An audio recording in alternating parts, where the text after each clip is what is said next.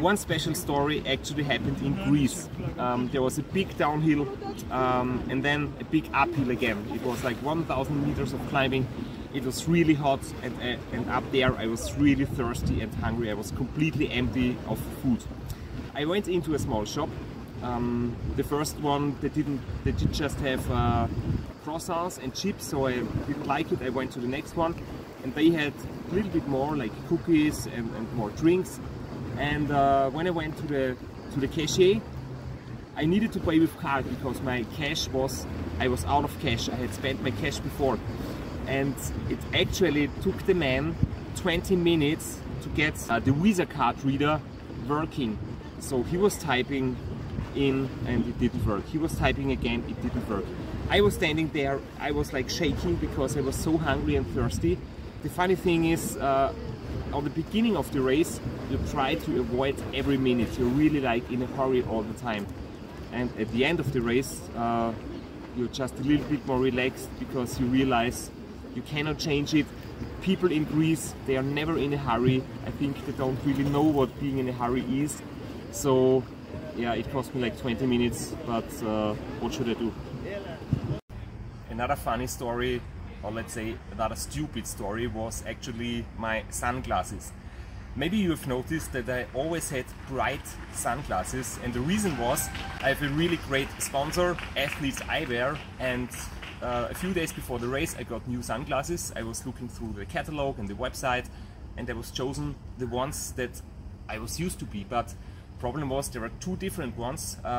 One with photochromatic glasses, they get dark during the day and bright in the night. And I chose the wrong ones because they have been bright all the time. So I was riding in the Mediterranean sunlight, and the glasses just didn't get dark. So it was a little bit of a problem for me. But in the end, when I crashed on the finish parcours, I lost them anyway. So doesn't really matter. I will get new ones in the next days, so I will care about choosing the right ones in the future. What also happened in Greece on the parkour 4B in the village of Theodoriana was that I was riding there and it was very steep and it was already dark, and I was checking the booking app and found just one room in the whole village, and I immediately was booking it.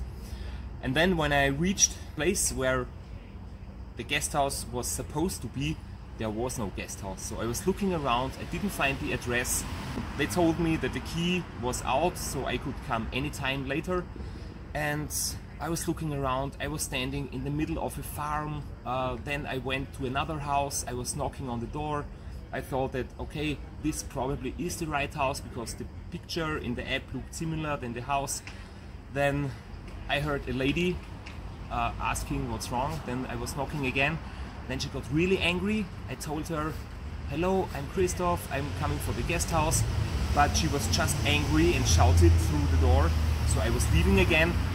And finally I found some locals sitting in a restaurant. I was asking them if they know the guest house, and then they showed me the way. It was actually at the complete other end of the village, about 1 kilometer away. And then I came there about 40 minutes later after my arrival, but I was very happy to fall asleep then.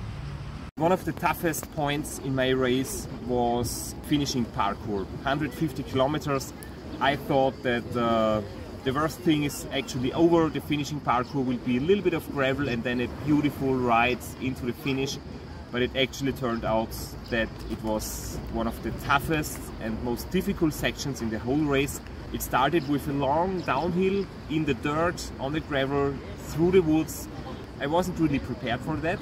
It was in the middle of the night, it was dark, I was tired. When I rode downhill very slowly, I had a little crash, the bike was falling, I was jumping off the bike, so nothing really happened. 3 kilometers later, I realized that my tracker was lost. So I was really panicking. I thought maybe the race is over without a tracker. So what should I do? And then I thought, okay, looking on the Follow My Challenge site, I know the place of the tracker. So I was walking back, was looking for the tracker. It took me half an hour. When I actually found it, I walked back to the bike.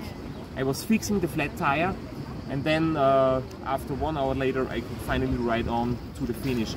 And when I was in the finish 1 day later, to congratulate other finishers, one of the guys came to me and said, "Hey Christoph, thank you for the Snickers, and here is your light, because I didn't only lose my tracker, I also lost 1 Snickers and my backlight." He ate the Snickers and brought me back my lights, and I was very happy.